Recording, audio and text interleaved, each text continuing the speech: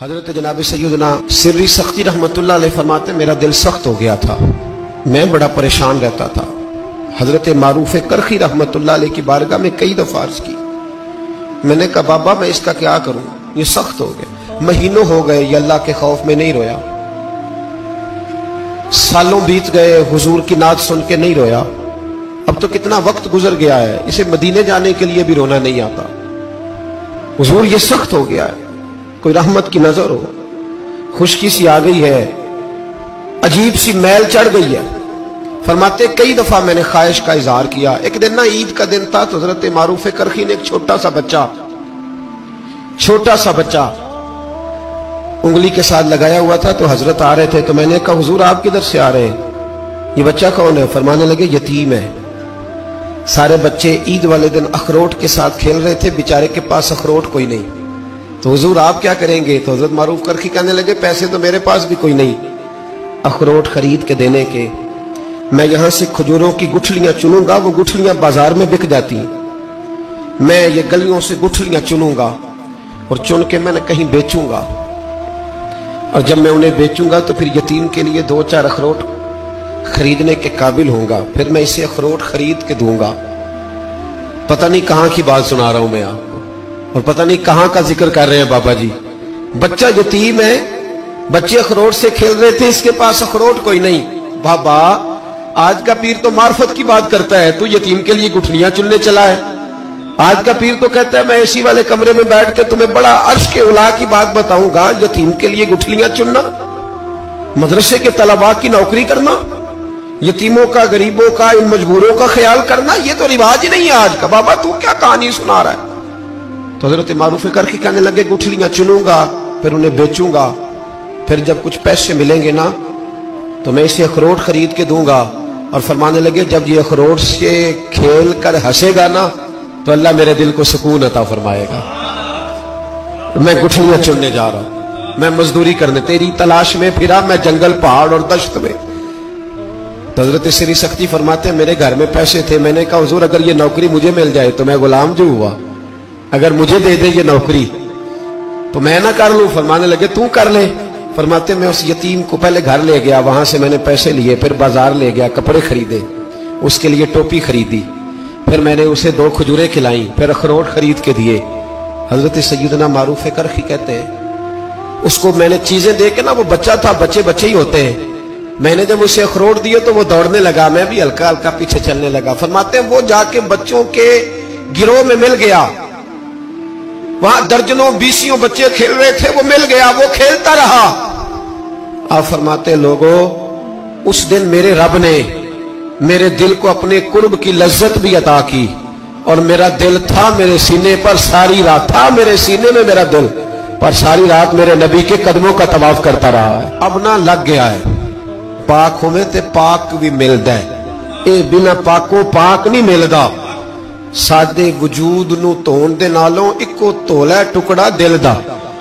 دل لگا کے، دل لگ جائے تو پھر وہ لگ جاتا ہے۔ آپ یقین کریں لگتا ہے تو مزہ دیتا ہے، اور جب تک لگتا نہیں پھر کوئی بھی کیف سرور حاصل۔ امام زین العابدین رضی اللہ تعالیٰ عنہ مولا علی شیر خدا کے پوتے، امام حسین کے صاحبزادے، سیدہ پاک کی پیاری نسل، امام زین العابدین گھر میں نماز پڑھ رہے، غور کرنا بات پہ، گھر پہ نماز پڑھ رہے تھے، گھر میں آگ لگ گئی۔ جب آگ لگی ہے تو پھر شور بھی ہوتا ہے، کچھ لوگوں نے شور مچایا، آگ آگ آگ، دور دراز سے لوگ دوڑے، آگ کا ایک چھوٹا بچہ بھی پاس سویا ہوا ہے، آگ لگ گئی، شور ہو رہا،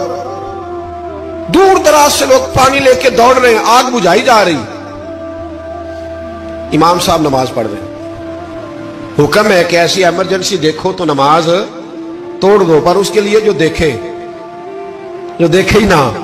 جسے سوجے ہی نہ ہو کیا رہا۔ امام زین العابدین پڑھتے رہے،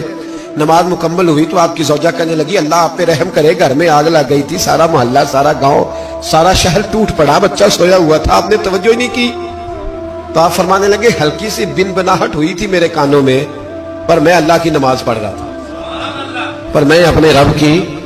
میں اس کی نماز پڑھ رہا تھا، تیرے عشق کی انتہا چاہتا، تیرے عشق کی انتہا چاہتا، تیرے عشق کی انتہا چاہتا۔ میری سادگی دیکھ کیا چاہتا ہوں، ذرا سا تو دل ہے مگر شوق اتنا، وہی لن ترانی سنا چاہتا ہوں، مجھے کیا خبر ادھر کیا ہو رہا ہے، ادھر میں تو اس کے ساتھ میرا تعلق تھا، میں تو اللہ کی بارگاہ میں حاضر تھا، مجھے کیا پتا۔ بی بی کہنے لگی آگ لگ گئی تھی، تو فرمانے لگے بھلی مانت چپ کر، تم دنیا کی آگ بجھا رہے تھے، میں جہنم کی آگ بجھا رہا تھا، تم لوگ اپنے شور میں تھے تو میں اپنے ذائقے میں۔ الذین ہم فی صلاتہم خاشعون، فرمایا یہ لوگ اپنی نمازوں میں عاجزی کر دل لگا کے کرتے ہیں جو کرتے ہیں۔ وہ بڑی خوبصورت مثال ہے، حضرت رومی نے لکھی ہے، بڑی مشہور بھی ہے۔ ایک نمازی نماز پڑھ رہا تھا، میری طرح کا نمازی، مجنوں اس کے آگے سے گزر گیا، لیلا کے گھر جا رہا، تو نمازی اتحیات پہ تھا، اتنی دیر میں اس نے بھی نماز مکمل کر لی، تو پیچھے سے جا کے مجنوں کا گریبان تھاما، کہنے لگا شرم نہیں آتی تجھے مسئلے کا نہیں پتا، نمازی کے آگے سے نہیں گزرنا چاہیے؟ تو کہنے لگا یار معاف کر دو، مجنوں کہنے لگا معاف کر دو، غلطی ہو گئی، حالانکہ شہزادہ تھا، پر معافیاں کیوں مانگ رہا ہے؟ اس لیے کہ کسی سے دل جو لگ گیا ہے، عاجزی آ گئی، ان کے چل یار معاف کر دے، تیری مہربانی نمازی ناراض نہ ہو جائے، نمازی بڑے ڈاڈے ہوتے ہیں، کئی دفعہ بڑے سخت ہوتے ہیں، نمازی تھا بڑا پکا، تو وہ کہنے لگا نہیں، نماز خراب کر دی تو نے، تجھے پتہ نہیں آگے سے نہیں گزرنا چاہیے، اور ویسے بھی زمانے کا رواج ہے جو معافی مانگ لے لوگ سمجھتے ہیں بزدل ہے، یہ بھی بڑا مسئلہ ہے، آپ تھوڑا سا کہہ دیں کہ جب دیکھی جائے گی جو ہوگی، لوگ سمجھتے ہیں نہیں ہے دم کم، معافی مانگ لے سامنے والا بگڑ جاتا ہے، الا ماشاءاللہ، لیکن اس کا مطلب یہ نہیں کہ ہم معذرت کرنی چھوڑ دیں، وہ اگر بری عادت پہ ہے تو ہم نے اپنی اچھی عادت کو قائم رکھنا ہے، تو کہا جناب معاف کر دے، تو نمازی کہنے لگا نہیں تجھے عقل نہیں ہے، نمازی کے آگے سے نہیں گزرنا چاہیے، پھر مجنوں نے بڑی بات کر دی، پھر ایک عاشق نے عاشقوں والا جملہ بولا، پھر ایک محبت کرنے والے نے بڑی بات کی، کہنے لگا یار نمازی میں تو معافی مانگ رہا ہوں تو نہیں دے رہا، چل ایک سوال کا جواب ہی دے دے کہ میں تو عورت کے عشق میں جا رہا تھا، مجھے تو نظر نہیں آیا کہ تو نماز پڑھ رہا ہے، میں تو بی بی کے عشق میں تھا، مجھے تو نظر نہیں آیا، تو بتا تو رب کے عشق میں تھا، تو مجھے کیسے دیکھ رہا تھا، میں تجھے کیسے نظر آیا، حالانکہ تو اللہ کے عشق میں کھڑا تھا، مالک حقیقی کی محبت میں تیری میرے اوپر نظر کیسے پڑ گئی، میں تو عورت کے عشق میں تھا۔ اب نمازی صاحب شرمندہ ہو گئے،